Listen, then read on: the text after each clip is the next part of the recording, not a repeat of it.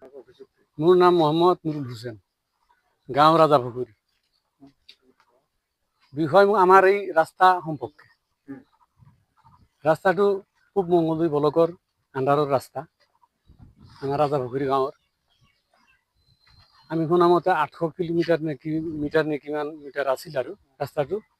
ফাৰ্ষ্টৰ পৰাই ৰাস্তাটোত দুৰ্নীতি কাম কৰি আছে। চেন কেবেল পেলাইছে, ইষ্টিমেট মতে আমি জানামতে হোৱা নাই। নোহোৱাৰ কাৰণে আমি ব্লকত গৈছোঁ, পূব মঙলদৈ ব্লকত। বিডিঅ' বাইদেউৰ তাত যাইখিনি আমি এটা লিখিত দিছোঁ, প্লাছ আমি মৌখিক জনাইছোঁ। বাইদেউ, আমাৰ ৰাস্তাটো বহুত পুৰণা ৰাস্তা, বহুত পিছপৰা ৰাস্তা। ৰাস্তাটো আমাৰ ভালকৈ হ'ব লাগে। ৰাস্তাটো বন্ধ হ'ব নালাগে, কাম বন্ধ হ'ব নালাগে, কামটো হ'ব লাগিব, কিন্তু আমাৰ ইষ্টিমেট মতে হ'ব লাগিব। এইখিনি কৈ অহাৰ পাছতো আমাৰ আওকাণ কৰা নাই, বাইদেউ কোনো আওকাণ কৰা নাই। আৰু যেনেকৈ ঠিকাদাৰে কাম কৰিছে সেইমতেই কাম হৈছে। এতিয়া লাষ্ট ফিনিচিঙত ছাইড বামৰ কাম কৰিছে, ছাইড বামৰ কাম কেতিয়াও ক্লিয়াৰ হোৱা নাই। কোনোবা ঠাইত মাটি দিয়াই নাই। বতৰ বেয়া হোৱাই নাই, বাৰিষা অহাই নাই, তথাপি ভাঙি চাঙি শেষ হৈ গৈছে। গতিকে আমাৰ বিভাগীয় কৰ্তৃপক্ষৰ ওচৰত আমাৰ এইটোৱে অনুৰোধ, যাতে আমাৰ ৰাস্তাটো ইষ্টিমেট মতে ৰাস্তাটো হয়, আমাৰ এইটোৱে অনুৰোধ। আমি ৰাইজৰ তৰফৰ পৰা এইটো অনুৰোধ কৰিছোঁ। ইছলাম, মই ৰাজাপুখুৰী এইটো গাঁৱৰ পৰা কৈ আছোঁ। আপোনালোকে অলপ আগতে চালে, মই ৰাস্তাখন আপোনালোককো দেখালোঁ।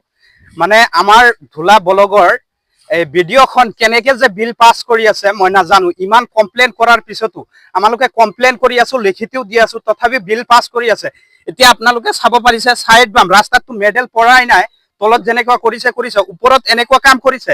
আমি যদি এখন লোড গাড়ী লৈ যাওঁ, ৰাস্তাত এনেকুৱা অৱস্থা কৰিছে, গাড়ীটো যদি অকণমান দুটা গাড়ী ক্ৰছ কৰিব লগা অৱস্থা হয়, তেনেহ'লে গাড়ীটো ছাইডত গ'লে গাড়ীটো পাল্টি হৈ খালত পৰি যাব। এনেকুৱা অৱস্থা কাম কৰিছে।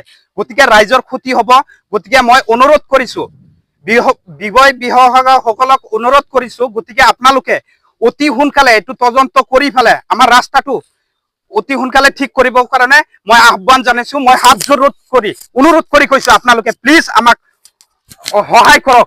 এইটো আপোনালোকৰ ওচৰত আৰু সীমান্ত মামাৰ ওচৰত মই অনুৰোধ কৰি কৈছোঁ, প্লিজ আপুনি সকলোৰে হেল্প কৰে। মই অনুৰোধ কৰিছোঁ যে আপুনি হেল্প কৰি আমাৰ এইটো ৰাস্তাটো শুধৰণি কৰিব।